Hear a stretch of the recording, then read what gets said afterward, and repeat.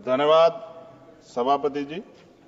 वर्ष 2025-26 के लिए रेल मंत्रालय की अनुदान मांगों पर चर्चा में आपने मुझे मेरी बात रखने का मौका दिया और अच्छी बात यह है कि माननीय मंत्री जी भी यहां मौजूद हैं।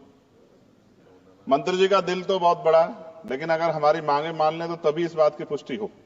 अगर ना मांगे मानी जाए, हमारे क्षेत्र का काम ना हो, तो फिर ये बात मानी जाएगी कि मंत्री जी का रुख जो है सभी सदस्यों के प्रति एक जैसा नहीं। तो मैं अपने क्षेत्र से शुरू करूंगा सर।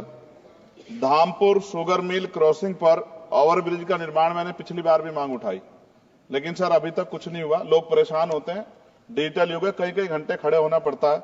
जलालाबाद क्रॉसिंग ओवरब्रिज के नीचे अंडरपास के निर्माण की बात मैंने पिछली बार भी उठाई, कुछ नहीं हुआ।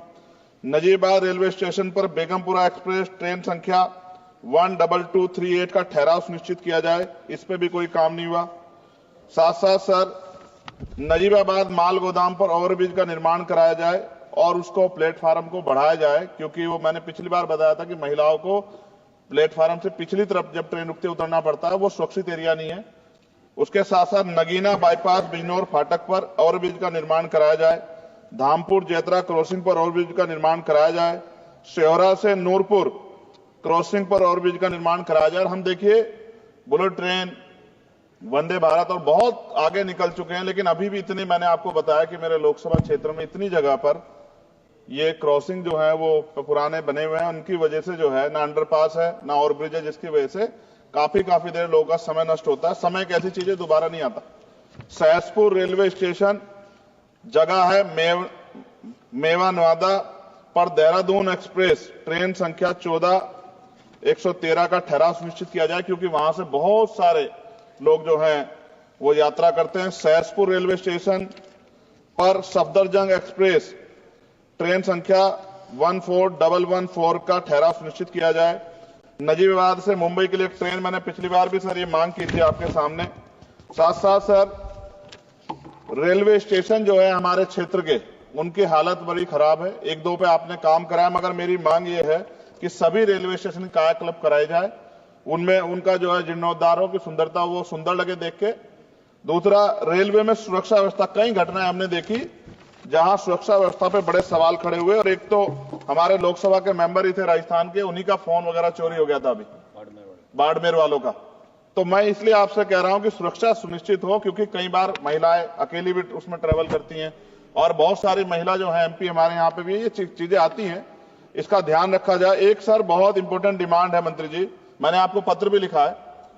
रेलवे प्रशासन उत्तर मध्य रेलवे आगरा के कार्यालय सीनियर सेक्शन इंजीनियर ईदगाह द्वारा एक पत्र लिखा गया 11 तारीख को, और जो डॉक्टर बाबा साहब अम्बेडकर के समय में जो एक अम्बेडकर भवन बना था, जो निकट फाटक संख्या 75A 12 खंबा पे, उसको अतिक्रमण घोषित कर दिया गया। ये क्या मैं ये मानूं कि ये सरकार का डॉक्टर बाबा साहब अम्बेडकर के प्रति सम्मान है, प्रेम है, कि बाबा साहब अम्बेडकर के नाम पे बने भवन को अतिक्रमण घोषित करके कह दिया 15 दिन में हटा दो। ये गलत, मैंने आपको पत्र लिखा है सर, इसका संज्ञान ले। दूसरा सर, सहारनपुर से लखनऊ तक वंदे भारत ट्रेन चलाई जाए। SC ST के OBC का बैकलॉग सर आपके यहां बहुत है, भरा जाए। कोरोना काल में बंद, पिछली बार मैंने मांग उठाई थी कि वो ट्रेनें चलाई जाएं। और प्रमोशन में भी SC ST OBC के कर्मचारियों के साथ भेदभाव होता है, इसको रोका जाए। मैंने पिछली बार लोको पायलटों की मांग उठाई थी कि उनको जो है 2 रात को 2 दिन ड्यूटी करने के बाद फिर ड्यूटी कराई जाती है, और वो लोग जो है फिर कई बार कई घटनाएं ऐसी घटती हैं कि एक नींद की झपकी लगी और एक्सीडेंट हो गया, और सारा दोष आपकी तरफ आता। तो अभी ये दिल्ली में भी एक घटना घटी और कई सारी ऐसे ट्रेन घटना घटती है। इसके लिए मैं आपको नहीं दोषी मानता, लेकिन मैं कहता हूं कर्मचारियों को उस तरह की सुविधा मिलनी चाहिए कि वो जब वो ड्यूटी करें तो अपने आप को परफेक्ट महसूस करें।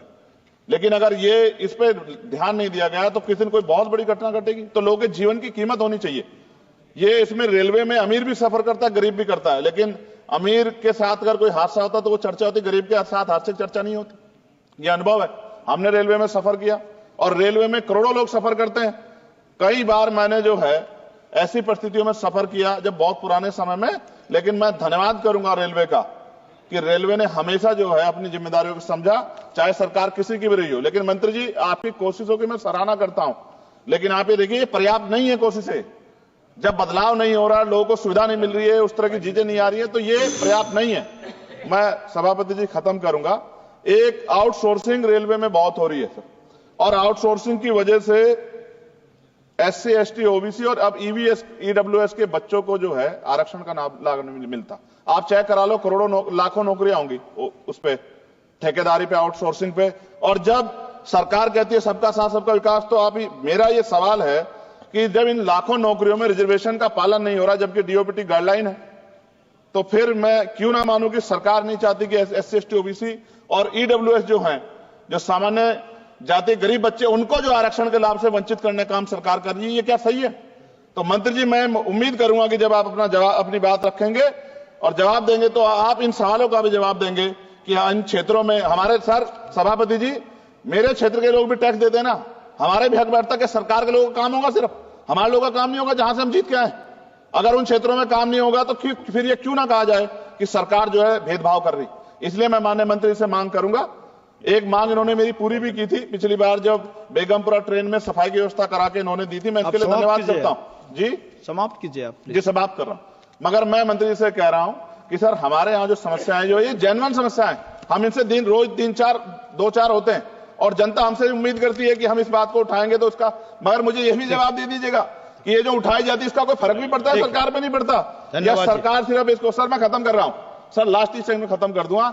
जो मांग हम यहां उठाते हैं, क्या इन पे कोई अमल होता है, नहीं होता है, या ये सिर्फ इसलिए कि भाई चलो उन्होंने उठा दी और बस खत्म होगी बात? ऐसा ना कीजिए सर, अगर ऐसा करेंगे तो ये व्यवस्था अच्छी नहीं है। मैं आपका धन्यवाद दूंगा सभापति जी, और मंत्री से आग्रह करूंगा कि हमारी बात को माना जाए। धन्यवाद। धन्यवाद अध्यक्ष जी। आप रेल अनुदान मांगों पर बोलने का समय दिया। हमारे संसदीय क्षेत्र राउसगंज सोनभद्र में मुगल सराय दीनदयाल नगर से चकिया नौगढ़ सोनभद्र वाया भभुआ तक जल्द नई लाइन बिछाया जाए, और मुगल सराय से जंक्शन से नारायणपुर अरौरा मधुपुर सोनभद्र तक नई रेलवे लाइन बिछाया जाए। चुनार लूसा घोरावल मध्य प्रदेश तक नई रेलवे लाइन जल्द से जल्द कराया जाए। रांची राजधानी जो दिल्ली तक चलती है, उसे जो है कि रांची से 3 बजे ही चलाया जाए, ताकि 9-10 बजे तक दिल्ली में चला आया, तब अच्छा रहेगा सर।